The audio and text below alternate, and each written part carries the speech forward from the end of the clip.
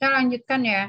Itu tadi adalah tentang pelaksanaan perjanjian. Kalau ada pertanyaan tentang pelaksanaan perjanjian, saya kasih waktu dulu 5-10 menit akan saya komentari dulu, baru nanti saya masuk ke pokok bahasan selanjutnya. Kalau ada pertanyaan, jangan buang-buang waktu, silakan. Kalau tidak, saya akan lanjut dulu ke materi selanjutnya.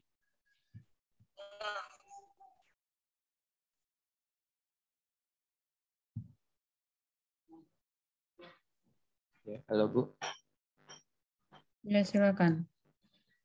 Ya, atas nama Stephen Saputra dengan NPM belakang 025 terkait dengan peradilan di bidang perdata itu kan bawahnya di bidang perdata itu dikenalnya suatu mediator atau dapat disebut dengan pihak ketiga sebagai media yang berfungsi untuk mempertemukan pihak A dan pihak B tanpa didampingi oleh penasehat hukum dari masing-masing kebelah pihak.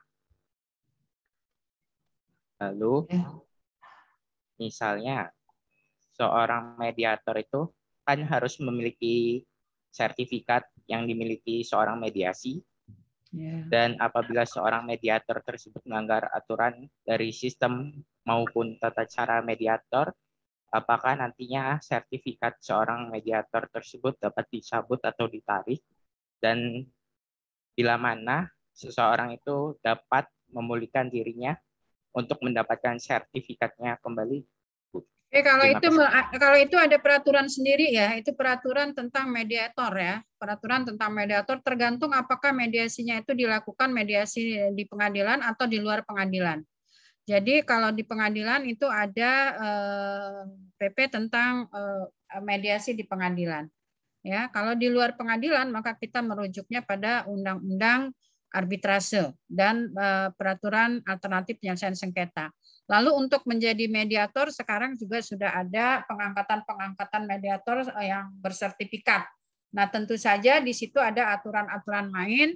Kalau dia melanggar etika tentu ya, dia melanggar etika tentu nanti ada sanksi sebagai mediator. Lalu bagaimana dia memulihkan haknya kembali, itu nanti silakan saja dibaca di dalam peraturan-peraturan tentang mediator ya, Stephen ya. Jadi Ibu tidak membahas tentang bagaimana kalau menjadi mediasi itu, nanti kalau Anda belajar hukum arbitrase dan penyelesaian sengketa dengan saya, nanti akan saya jawab. Ya, tapi untuk sementara, untuk yang bagaimana posisi si mediator itu kalau terjadi seperti itu, nanti silakan saja dibaca peraturan-peraturan tentang mediasi, baik di dalam maupun di luar pengadilan. Ya, sementara itu dulu ya, Stephen. Jadi itu materinya adalah materi tentang posisi mediator yang bersertifikat. Ya. Sekarang kita lanjut dulu ke kuliah yang ke-10, yaitu tentang format kontrak dan kontrak standar. Format kontrak kemarin sudah saya kasih tugas juga, yang tugas pribadi adalah membuat perjanjian yang dimana Anda disuruh melihat ini sebetulnya ya, Anda bukan disuruh cari di Google dengan format yang cantik sekali gitu ya, tapi Anda disuruh membuat yang sederhana tapi memenuhi persyaratan. Dan ini juga sebetulnya nanti akan diulang pada saat Anda ambil perancangan kontrak ya. Nah, dalam sebuah kontrak itu ada yang namanya struktur atau anatomi kontrak. Ini kalau kontraknya dibuat secara tertulis ya, dibuat secara tertulis. Jadi nanti ada bagian pendahuluan, itu ada namanya identitas para pihak, kemudian ada premis atau alasan-alasan alasan para pihak itu melakukan melakukan perjanjian itu, gitu ya. Jadi alasannya apa? Nah, ini sebuah kontrak tuh ini muatannya ini, ya, anatominya seperti ini, ya. Nah, kemudian ada bagian isi. Di bagian isi nanti kita ada definisi, ada klausula transaksi, bendanya apa, uangnya berapa, ada klausula spesifik, yaitu hal-hal yang spesifik dalam suatu transaksi apa. Kemarin contoh kasusnya itulah yang harus Anda selesaikan secara kelompok. Itu contoh kasus daripada apa yang harus ada di dalam struktur anatomis sebuah kontrak. Dan kemudian Anda juga disuruh membuat kontrak. Ya bagus-bagus, teman saya lihat itu bukan hasil berpikir ya, tapi hasil mengambil dari Google semua itu ya, ini bentuk kontraknya kalau saya baca ya. Gitu. Jadi tidak sederhana yang Anda buat itu yang sudah lengkap banget gitu ya. Dan tapi ya sudahlah. Nanti lain kali kalau ada tugas saya bilang buatkanlah secara sederhana saja, tidak usah yang ini tinggal dilihat di sini saja. Ya, ini yang saya bilang Anda harus melihat ini ya, ini. Ada sebagian pembuka ya, nama kontrak apa, jual beli, sewa menyewa atau apa, tanggal kontrak. Kemudian tempat dibuatnya kontrak apa, lalu identitas para pihak, siapa penjual, siapa pembeli kalau dia jual beli. Lalu alasan penjual dan pembeli itu mengadakan perjanjian jual beli itu untuk apa, gitu ya. Nah, baru nanti bagian isi itu nanti ada definisi. Definisi itu yang terkait dengan kontrak itu ya. Lalu klausula yang umum dan klausula yang khusus. Lalu nanti ada bagian penutup. Sesederhana itu saja sebenarnya yang diharapkan dulu. Nanti karena nanti Anda ada lagi materi hukum perancangan kontrak. Nah, nanti kalau ketemu di hukum perancangan kontrak, baru kita bicara secara detail karena saya juga menjelaskannya satu persatu. Jadi menjelaskan kuliah itu sesuai porsi mata kuliahnya ya, gitu. Jadi kalau semakin ke atas itu semakin harus spesifik dan mendalam. Seperti itu. Nah, ini mengenai anatomi kontrak ini nanti Anda ketemu lagi dengan saya kalau pas di kelas saya itu tentang anatomi kontrak ini, tentang pembelajaran hukum perancangan kontrak. Kita ketemu lagi nanti. Ya. Tapi sesederhana itu saja dulu, bahwa dalam sebuah kontrak itu kalau Anda membuatkan orang lain kontrak, buat dulu yang pembukanya. Pembuka itu kepala kontrak, kemudian apa namanya, tanggal, ya. Nah ini. Jadi ada 3 sub yang umum, yang sederhana ya.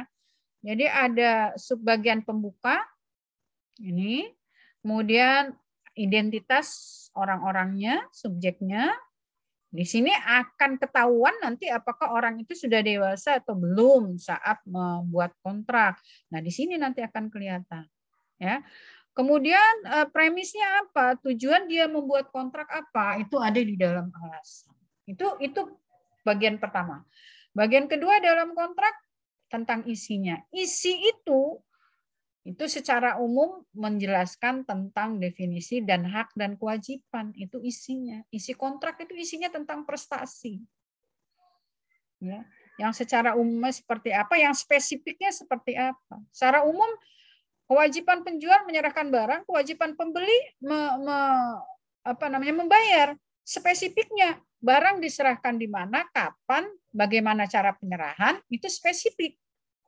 Bayar ialah uang, tapi gimana cara bayarnya? Ngangsur, lunas, atau bagaimana? Itu spesifik. Diatur lagi secara rinci di dalam perjanjian. Itu isi. Ya.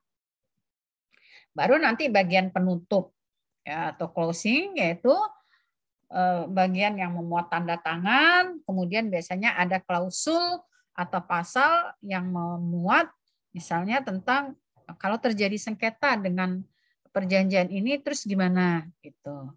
Ya. Apakah akan diselesaikan melalui pengadilan atau tadi melalui jalur alternatif penyelesaian sengketa. Nah, itu biasanya ada di klausul penutup. Ya, itu struktur anatomi. Lalu bagaimana dengan standar kontrak atau kontrak baku? Nah, ini ya. Standar kontrak kita kembali lagi ke buku ketiga itu sifatnya terbuka. Ya, terbuka itu maksudnya yes, oke, Anda mau buat perjanjian apa saja dipersilahkan menurut buku ketiga. Siapa dengan siapa silakan. Apa objeknya silakan. Kapan waktunya monggo. Asal, tapi baru koma itu. Ya, asal tidak bertentangan nih yang dibuat. Dengan apa? Dengan undang-undang, dengan kesusilaan dan ketertiban umum. Boleh, bebas aja. Cuma ya sebebas-bebasnya masih ada ikatan tadi. Nggak boleh bertentangan dengan undang-undang. Misalnya orangnya belum dewasa, kan undang-undang udah bilang untuk pihak itu harus cakap. Cakap itu harus ukuran dewasa, harus tidak sakit gila, itu cakap. Ya. Lalu objeknya boleh apa saja, tapi juga tidak boleh bertentangan dengan undang-undang. Kalau objeknya yang jelas-jelas dilarang, jual beli kok manusia, ya nggak boleh. Jual beli kok narkoba, ya nggak boleh oleh undang-undang. Jual beli kok kenikmatan seks, ya tidak boleh, bertentangan dengan kesusilaan. Ya, jadi bukan berarti bebas sebebas-bebasnya ya, just kebebasan berkontrak itu ialah ada batasannya tadi. Ya. Nah, kalau batasan-batasan itu tidak dilanggar, maka kita diperbolehkan untuk membuat perjanjian apa saja. Ya. Kalau perjanjian itu tadi kan harus ada kesepakatan ya, harus ada kesepakatan kedua belah pihak nih. Artinya harus tadi tahapannya melalui perundingan dulu, sepakat, dibuat, baru dilaksanakan. Lalu kok dalam praktek ada perjanjian yang sudah dibuat nih oleh salah satu pihak. Biasanya oleh pihak yang punya posisi bergaining posisi yang lebih tinggi, misalnya dengan perjanjian bank. Itu perjanjiannya sudah dibuat oleh bank. Secara standar. Secara baku, bank itu sudah punya form, apakah itu perjanjian peminjaman, ataukah itu perjanjian penyimpanan, dia sudah punya form yang baku. Kalau ini terjadi, maka itu disebut dengan perjanjian standar atau perjanjian baku atau kontrak baku. Kontrak baku itu artinya yaitu sudah dituangkan dalam bentuk formulir dan itu ditentukan semua oleh salah satu pihak yang biasanya mempunyai ekonomi yang lebih kuat dibanding lawan partner yang membuat perjanjian. Bu, ini bertentangan enggak? Tadi kan ada duang, ada bedroh, ada ya, jadi ada pemaksaan, ada penipuan, ada kecurangan yang enggak boleh, Bu. Boleh tak ini perjanjian standar? Nah, perjanjian standar itu ya banyak versi yang berpendapat. Ada sebagian sarjana mengatakan boleh. Ada sebagian sarjana mengatakan enggak boleh. Ya. Nah, kalau yang mengatakan boleh, artinya itu tidak melanggar kesepakatan katanya.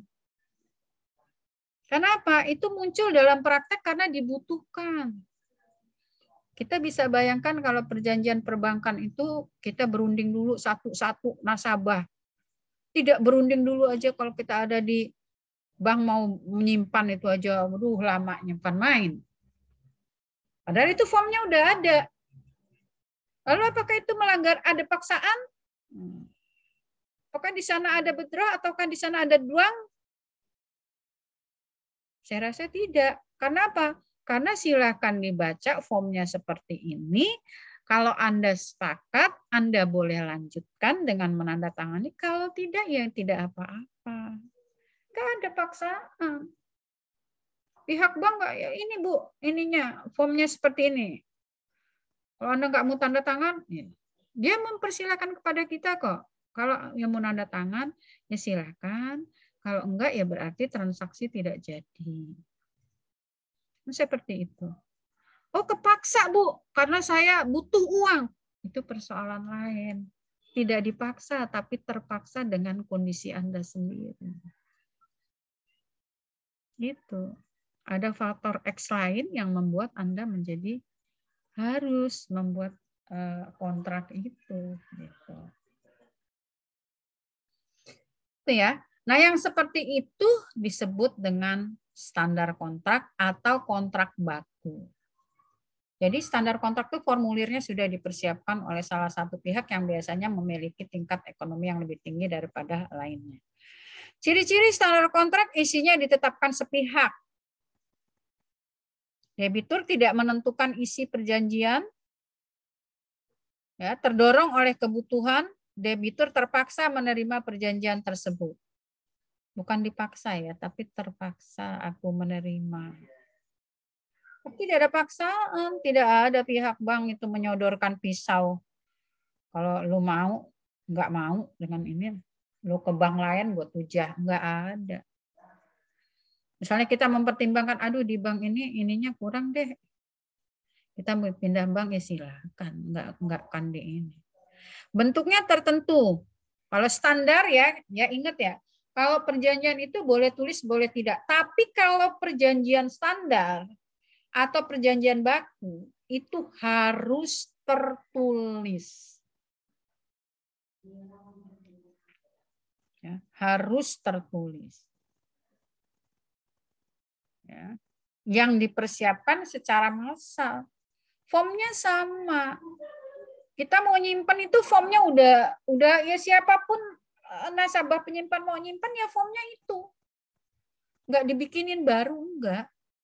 Gitu. Formnya sama. Nah, kalau Anda melakukan penelitian ke bank, kan biasanya bank tuh selalu beralasan untuk rahasia bank ya, berlindung di rahasia bank ya. Jadi kalau mau mintain data, mereka bilang rahasia bank. Ingat bahwa kalau cuma form seperti itu, lawang itu berlaku untuk semua orang ya, bukan rahasia lah. Kalau mau melihat perjanjian penyimpanan pada suatu bank, lihat saja nama orangnya kan nggak ada. Rupiahnya kan belum tertulis kalau baru perjanjiannya saja. Jadi itu pasti harus boleh. Gitu. Demikian juga dengan naskah perjanjian standar untuk peminjam. Nah, itu disebut dengan standar kontrak. Kenapa dia itu ada? Ya karena dibutuhkan secara di dalam dunia praktek untuk lebih efisien, lebih efektif. Kita bisa bayangkan kalau tidak dibuat secara standar, tidak dibuat duluan ini formulir-formulirnya lama banget ya gitu. Udah dibuat formulirnya aja kita itu lama banget kalau di CSO. Satu orang bisa 1/2 jam lebih. Karena menanyakan identitas, Anda juga disuruh ngisi. Kita disuruh ngisi itu kan. Cuman memang sih tulisannya kecil-kecil banget. Kalau untuk yang kita yang tua-tua ini, bacanya pegel matanya. Kadang-kadang saya minta dibacakan saja dengan petugasnya itu. Itu perjanjian kontrak, perjanjian standar ya. Jadi perjanjian standar itu ialah perjanjian yang tadi perjanjiannya tidak melalui negosiasi kedua belah pihak, tetapi tetap dianggap tidak melanggar unsur kesepakatan karena memang bukti bahwa dia sepakat nanti dia akan membubuhkan tanda tangannya. Maka hati-hati ya, orang hukum tuh kalau membubuhkan tanda tangan tuh berarti tanda oke, tanda ACC, dibaca dulu apa yang akan disetujui itu. Maka saya nggak pernah mau kalau dicegat mahasiswa minta tanda tangan di jalan itu, kalau untuk saya tidak pernah mau. Ya. Karena apa? Karena tanda tangan tuh nggak main-main. Ini isinya apa? Di luarnya kulitnya proposal, dalamnya surat hutang apa nggak kacau kita. Ya, ya. Jadi itu perjanjian standar atau kontrak standar atau disebut juga kontrak baku yang ada dalam praktek. Timbulnya dalam praktek ya, dalam perdata tidak ada ini kontrak baku, tidak ada pengaturan tentang kontrak baku. Enggak ada. Dalam perdata tidak ada. Tapi dia muncul dalam praktek karena kebutuhan. Ya, karena dibutuhkan secara ekonomi untuk efisiensi dan efektif. Ya. Ini. Itu tadi materi ke-10. Sekarang kita ke materi 11. Tentang perjanjian-perjanjian bernama. Kita masuk ke dalam perjanjian-perjanjian bernama.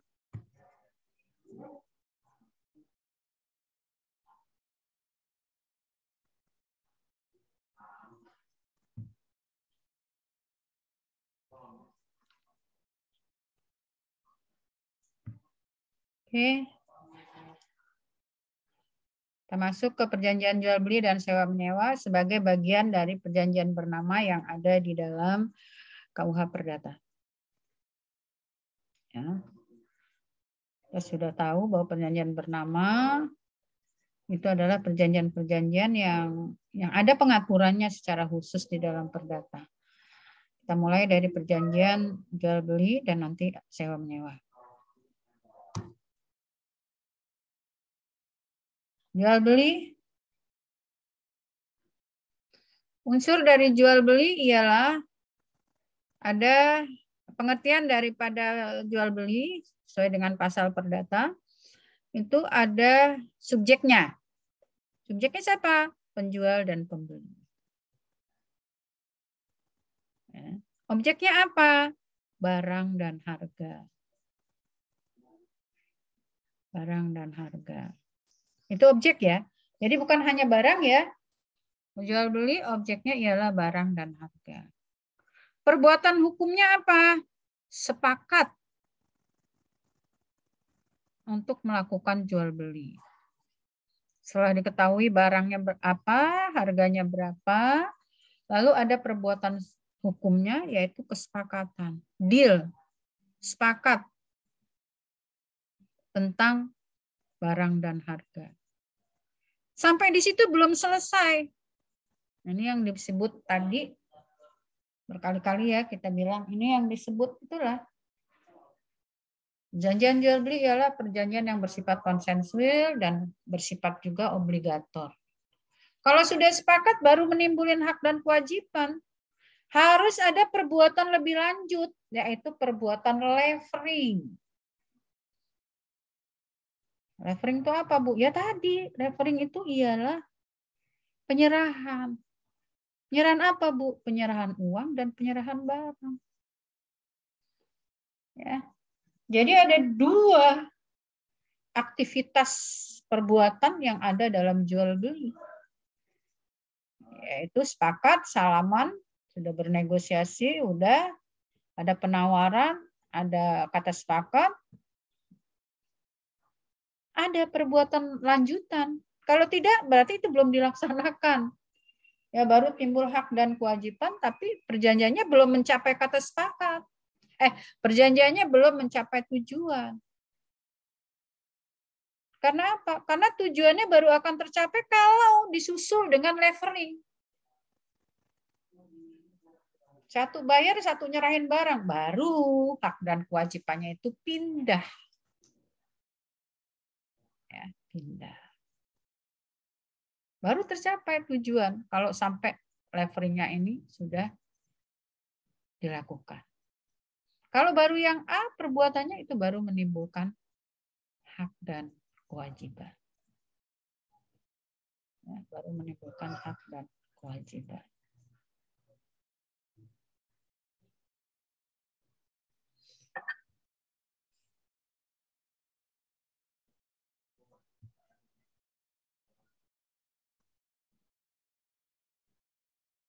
Oke.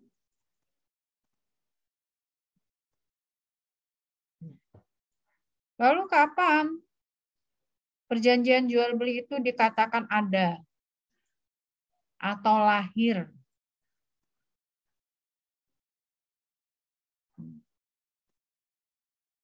Kita kan juga pernah belajar ya bahwa hak keperdataan itu ada pada seseorang sejak dalam kandungan sampai kepada bayi itu dilahirkan tapi dalam kondisi hidup. Itu hak perdata. Nah, perjanjian jual beli kapan dia lahir? Dianggap adanya kapan? Yaitu sejak ada kesepakatan. Sudah lahir perjanjian jual beli. Ini barangnya Bu, ini barangnya Pak, harganya sekian.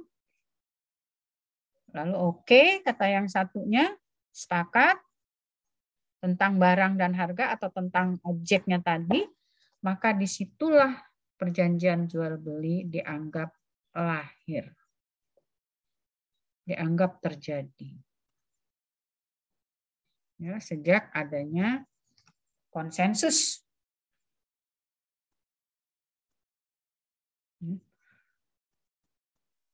Sifat perjanjian jual beli yaitu obligator. Nah ini tadi lah Ibu sudah saya katakan bahwa sudah lahir nih, sudah ada kesepakatan, tapi masih memerlukan perbuatan lanjutan, yaitu levering tadi. Karena apa? Karena dalam tahap konsensus ini tadi, konsensual ini tadi, baru tahap menimbulkan hak dan kewajiban. Ya. Itulah disebut bahwa perjanjian jual beli itu sifatnya obligator. Harus disusul dengan perbuatan hukum lain yang bisa memindahkan hak milik. Karena tujuannya ialah memindahkan hak milik. Ya. Belum memindahkan hak milik. Untuk memindahkan hak milik, maka ini tadi perlu ada levering. Perlu ada levering. Pertanyaannya apa sih Bu leveringnya itu? Ya leveringnya tadi, yang satu bayar, yang satu nyerahin barang, itu namanya levering. Ya, penyerahan dalam arti luas. Satu bayar, satu nyerahin barang. Kalau itu sudah dilakukan, baru tujuan perjanjian jual beli itu tercapai. Itu. Kalau itu sudah dilakukan, baru hak milik itu berpindah. Kalau baru sepakat, hak miliknya belum berpindah. Barang yang menjadi objek masih menjadi haknya penjual, belum beralih pada pembeli. Kalau sudah disusul dengan levering, perhatikan betul ya, kalau jadi nanti kalau ada dibikin kasus, UASnya paham ya. Kalau sudah terjadi levering, barulah tujuan perjanjian tercapai, yaitu memindahkan hak milik. Ya, memindahkan hak milik dalam sebuah perjanjian jual beli. Oke, sampai situ bisa dipahami? Bisa dipahami? Kapan perjanjian jual beli lahir? Lalu kapan dia akan memperalihkan hak milik? Bisa dipahami? Halo, mohon direspon. Bisa dipahami? Yang lain bisa dipahami atau masih bingung? Tolong direspon dong. Tolong direspon. Jangan nanti kalau udah ujian UAS nggak paham. Bisa dipahami atau tidak apa yang Ibu sampaikan? Bisa, Bu. Bisa? Bisa, Bu. Ya. Jadi kalau dalam perjanjian jual beli itu kalau subjek sudah ada, objek sudah ada, maka ada perbuatan. Perbuatannya itu ada dua. Satu perbuatan konsensualnya, kesepakatannya. Yang kedua perbuatan nyata, yaitu leveringnya. Dalam tataran konsensual itu tanda lahirnya perjanjian jual beli. Dalam tataran levering itu tanda beralihnya hak milik. Sekaligus tujuan perjanjiannya itu tercapai.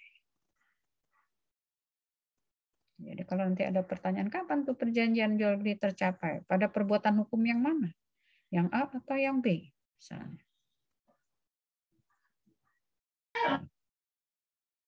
Ya, jadi itu harus paham. Nah, tentang kewajiban ini bisa Anda baca sendiri saja nanti ya. Misalnya ini ada di dalam undang-undangnya, dalam KUH Perdatanya. Kewajiban penjual yaitu menyerahkan hak milik atas barang. Menanggung kenikmatan atau ketentraman dan cacat tersembunyi, itu kewajiban dari penjual. Nggak boleh jual kucing dalam karung. Apa yang ditawarkan sebegitu ya harus sebegitu. Gitu. Ya. Kemudian kewajiban pembeli, yaitu membayar harga barang yang menjadi objek jual beli. Ya. Nah, kan udah diperingatkan lagi tuh harus selesai nih. Aduh. Nah, penyerahan atau levering tadi sudah ya, ada di pasal 612, 613 dan peraturan-peraturan agraria.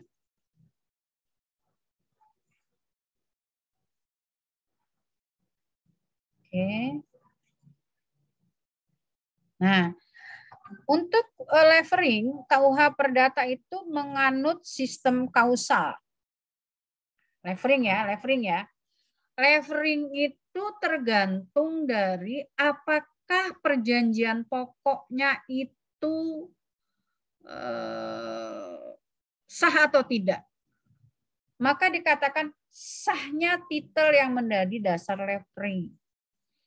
Kalau jual beli sah titelnya apa? Ya tadi kesepakatannya, orangnya sah enggak, objeknya sah enggak, kesepakatannya sah atau tidak. Kalau kesepakatannya ada paksaan, leveringnya nanti bisa dibatalkan. Tadi udah dijelaskan ya. Gitu. Yang mempengaruhi levering, yang mempengaruhi pelaksanaan itu tadi, ialah bisa ada kekeliruan, ada bedroh, ada paksaan. Itu semua adalah hal-hal yang membuat seseorang tidak bebas untuk melakukan sesuatu. Nah, itu yang disebut dengan KUH Perdata itu menganut sistem kausal, yaitu sahnya penyerahan itu nggak berdiri sendiri ya. Penyerahan itu akan sah kalau tadi mulai dari subjeknya, objeknya, kesepakatannya, semuanya baik, ya, perjanjiannya sah, tinggal diserahkan, maka penyerahannya itu akan menjadi sah. Ya. Kalau itu tidak jual belinya sendiri tidak sah, subjeknya cacat bentuk, cacat syarat, objeknya cacat syarat, kesepakatannya cacat juga, ya leveringnya tidak bisa. Gitu ya. Itu yang dimaksud dengan sistem kausal. Resiko dalam jual beli, kalau resiko ini terkait dengan overmah ya. Jadi dia kerugian yang timbul karena adanya overmah. Ini juga ada di dalam KUH Perdata, siapa yang menanggungnya. Ini sewa menyewa, unsurnya sama ya. Subjeknya penyewa dan pemberi sewa, objeknya barang dan harga sewa, perbuatannya kesepakatan untuk memberi dan menerima hak sewa, penyerahan hak, bukan penyerahan barang. Ya, penyerahan hak untuk menikmati atas barang sewa. Jadi kalau sewa menyewa itu bukan untuk menyerahkan hak milik ya. Nah, itu harus diingat lagi tuh. Perbedaannya dengan jual beli. Pemberi sewa tidak harus pemilik barang.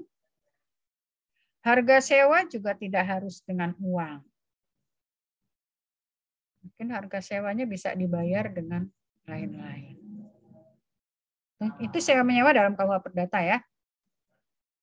Dan yang tujuannya tentu karena di sini kesepakatannya itu adalah menyerahkan hak, maka tujuannya adalah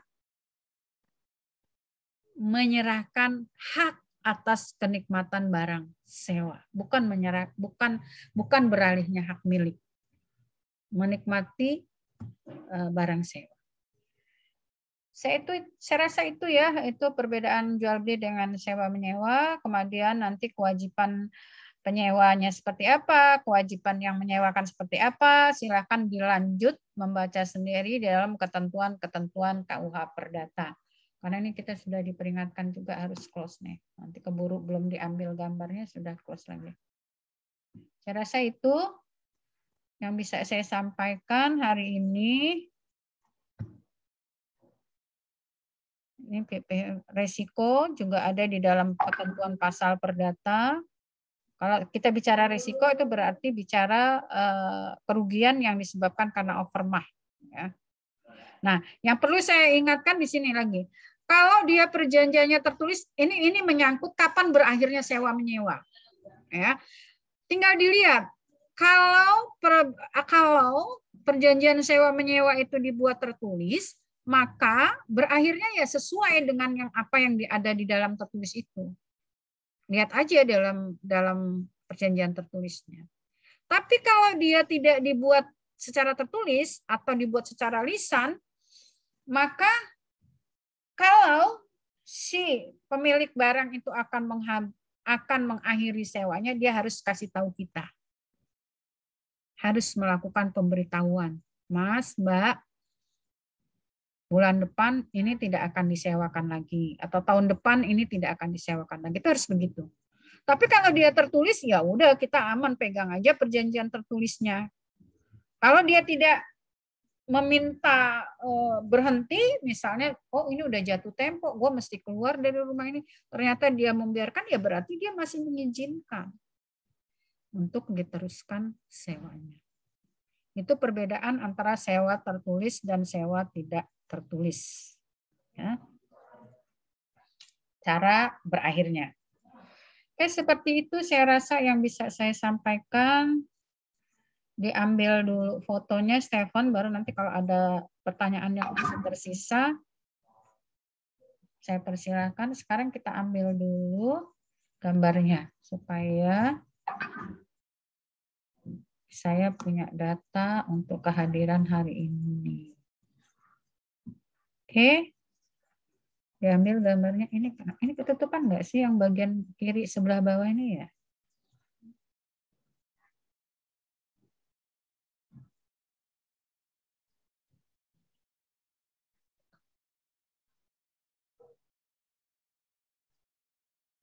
Sudah selesai soalnya.